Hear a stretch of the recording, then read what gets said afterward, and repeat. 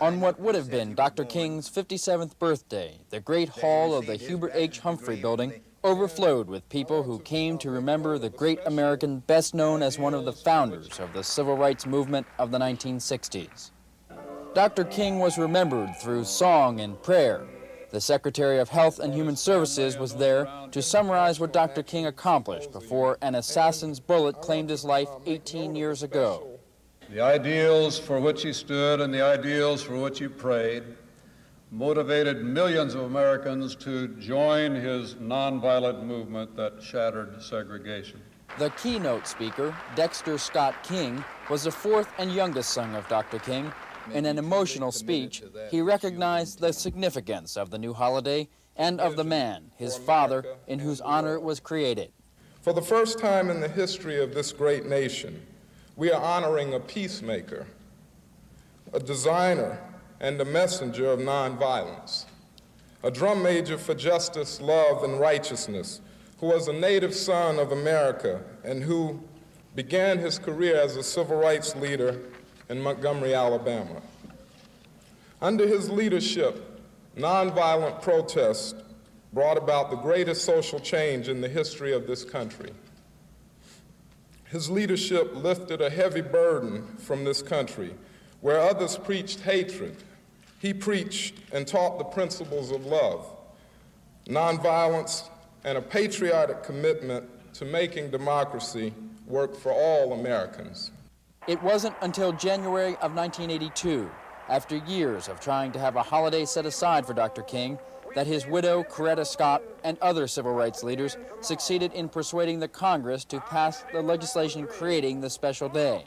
It should be a day, however, not marked by commercialism, but rather by a simple remembrance of his life's work.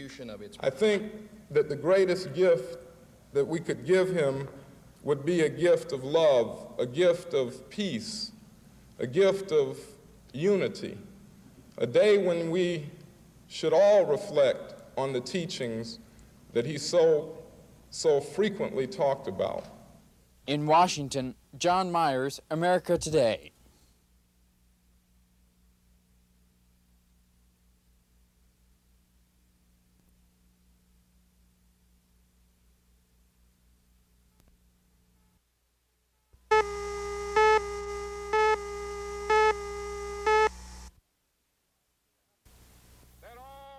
Perhaps the high point of Dr. King's drive to achieve civil rights was the moment he stood on the steps of the Lincoln Memorial on the Mall in Washington and spoke to the nation and the world.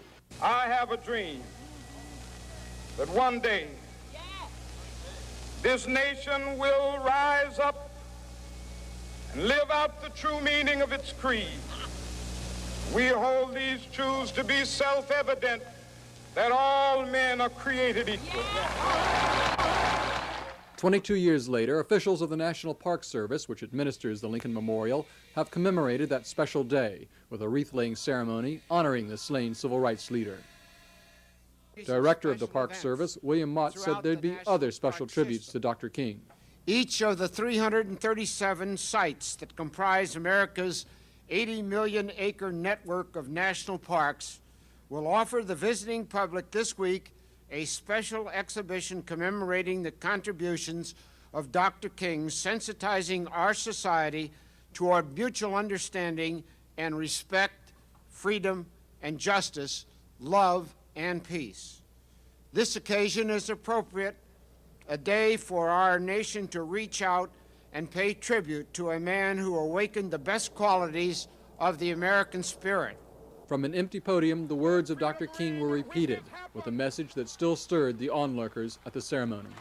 When we allow freedom ring, when we let it ring from every village and every hamlet, from every state and every city, we will be able to speed up that day when all of God's children, black men and white men, Jews and Gentiles, Protestants and Catholics, will be able to join hands and sing in the words of the old Negro spiritual, free at last, thank God Almighty, we are free at last.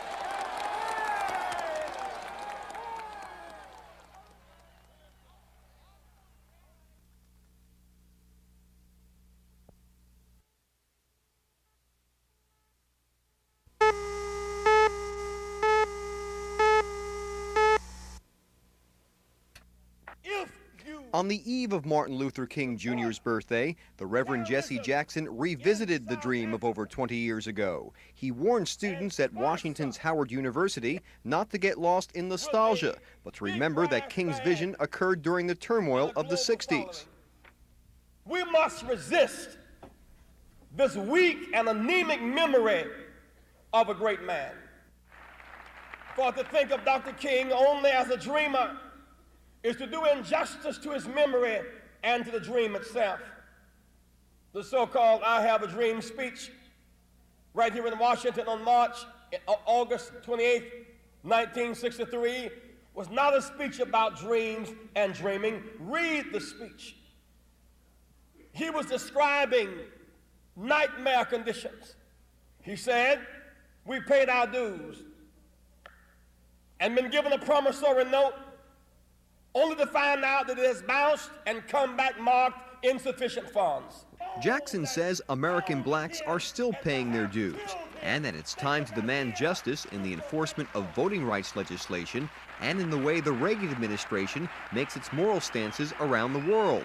Jackson told the students they have the power to make changes. How do you observe his birthday? Register and vote. How do you observe it? Say no to drugs. Say no to alcohol. Say no to babies making babies. Say no to violence. Say no to apartheid. Say no to South Africa. That's how you honor him. Jackson says to remember Martin Luther King only as a dreamer is a disservice to the slain civil rights leader. The first official national celebration of King's birth, says Jackson, should remind all Americans they have a responsibility to eliminate social injustice in the U.S. In Washington, Bob Petrick for America Today.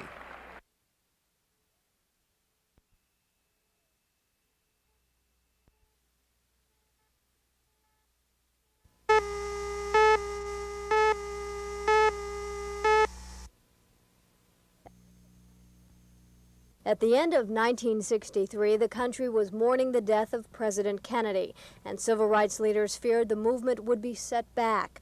But the biggest victories were yet to come. On July 2, 1964, Martin Luther King stood behind President Johnson as the first part of the monumental Civil Rights Act was signed into law. Later that year, King won worldwide recognition as the youngest man ever to receive the Nobel Peace Prize. At home, President Johnson was lobbying Congress to pass the Voting Rights Act to end tactics designed to keep black voters away from the polls. And in Alabama, King led a 5-day march from Selma to Montgomery to press the voting rights cause with Governor Wallace. By the end of the summer of 1965, President Johnson signed the Voting Rights Act into law. These were triumphant days for black leaders, but tragedy was just around the corner. In February of 1968, black sanitation workers went on strike to protest unfair treatment by the city. They called for an all-out work stoppage, and King was there to lead the demonstration. But mixed in the group were black militants who started rioting and looting. In the violence that followed, a 16-year-old boy was killed. Many were hurt, and nearly 300 were arrested. King was shaken by the events. He was receiving death threats, and friends said he knew the end was near. And I've seen the promised land. I may not get there with you, but I want you to know tonight that we as a people will get to the promised land.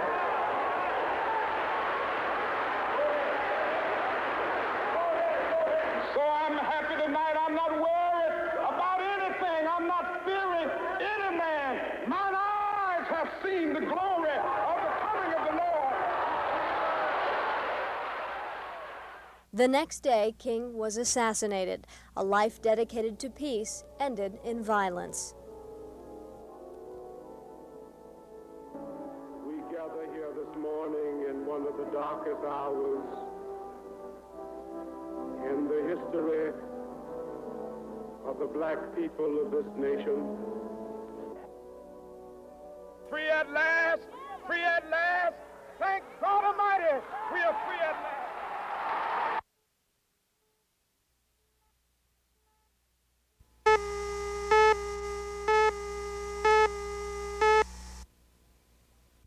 The president traveled to Southeast Washington to speak to some youngsters at an elementary school named for the civil rights leader. Mr. Reagan praised Dr. King for his leadership in making America freer. Martin Luther King Jr. was right to insist that the civil rights movement be non-violent, and he was brave. Your teachers won't approve of my using the word I'm going to use now, but I have to. It's the best word for it.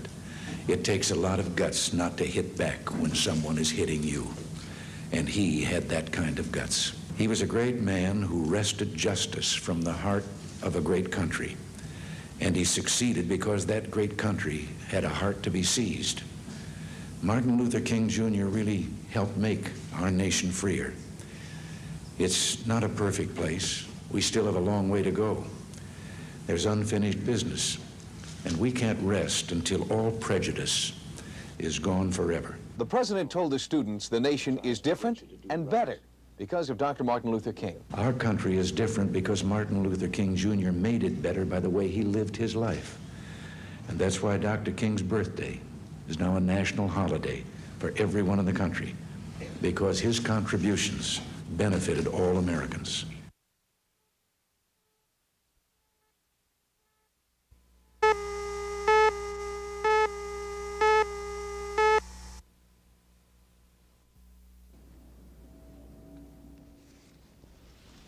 A bust of the slain civil rights leader, Dr. Martin Luther King, was unveiled in the U.S. Capitol. King is the first black American to have his sculpture in the Capitol. It took an act of Congress. A special House-Senate resolution was passed 5 years ago calling for the King bust. 200 sculptors wanted the assignment. Boston University professor John Wilson was selected. I tried to do something that not only was a physical likeness of him, but something that suggested some of the kinds of the intangible character of his personalities, his spirituality, his eloquence, and his sense of compassion for all people. The bronze bust, 1.5 times life-size, was cast at the Paul King Foundry in Rhode Island. Wilson says he selected the New England Foundry because he's worked with Foundry director Paul Cavanaugh in the past. He has done and cast a few other works of mine, and I found him a very knowledgeable person in his field. Wilson is pleased with the finished bust. He's convinced he's created a sculpture that people for all time will be able to understand what Martin Luther King meant when he said, "I have a dream." Stu Nagurka for America Today, Washington.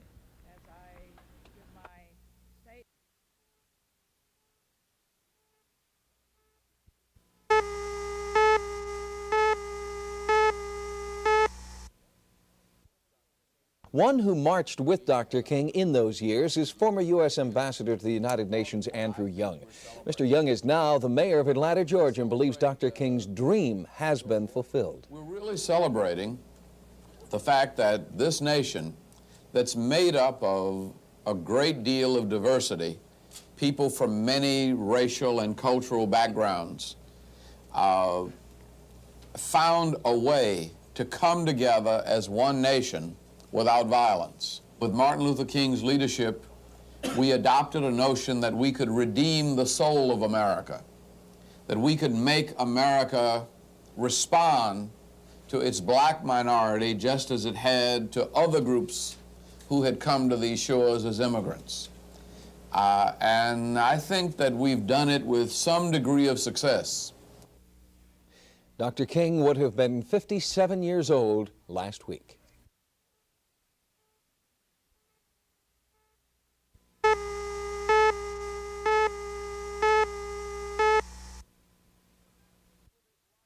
He commands us with his life and in his death that, yes, we should sit down at the table of brotherhood, not only as an American family, but in this world house. For injustice anywhere is a threat to justice everywhere. Segregation now, segregation tomorrow, and segregation forever. And that was the old George Wallace.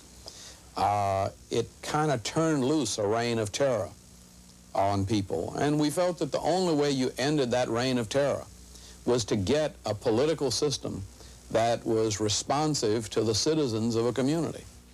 So we went to Selma deliberately, trying to find a mechanism to get our voting rights protected by the federal government. Selma is the focal point. Selma is the heart of the Black Belt. Selma is a symbol of the resistance to the right to vote. And for that reason, I will have to be here to march with you tomorrow morning in Selma. We've had in our area here outside agitation groups of all levels. We've had Martin Luther King, Martin Luther King. 20 years ago, I was a very young white man, 34 years old, and I was possibly what you would call a redneck that had come from a poor background, and I had fought the white structure, the old South, to get elected. And then all of a sudden, this whole thing hit Selma, the black movement, the Voting Rights Act, and I was thoroughly disgusted with it. Smitherman was a young mayor then who had very little influence. It was almost as though he'd been elected to kind of give a good image to the city, but the city was really run by Jim Clark. The Board of Registrars is not in session this afternoon, as you were informed beforehand. You came down to make a mockery out of this courthouse, and we're not going to have it. Under Alabama law, the sheriff is the highest elected official in a county. He even is higher than our police department. And the governor even had to take a lot of mess off of Clark because it was popular what he was doing in those days. He symbolized the old plantation slave master. I mean, it was his role and his conviction that you just had to beat some sense into these niggas.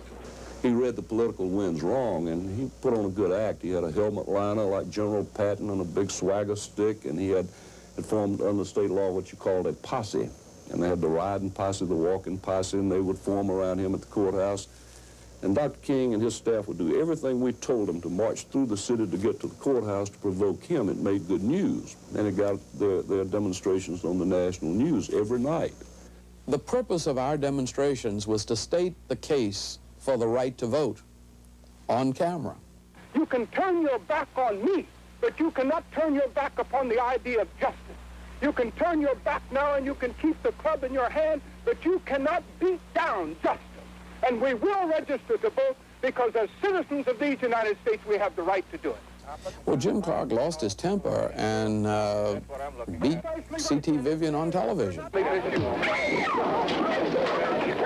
We did not anticipate that, nor did we deliberately provoke it. And of course, it did help our cause. I make no bones about that. Once Wallace and Jim Clark showed on television what they were really doing, they created such a revulsion in the American people that it made it easy for us to get change.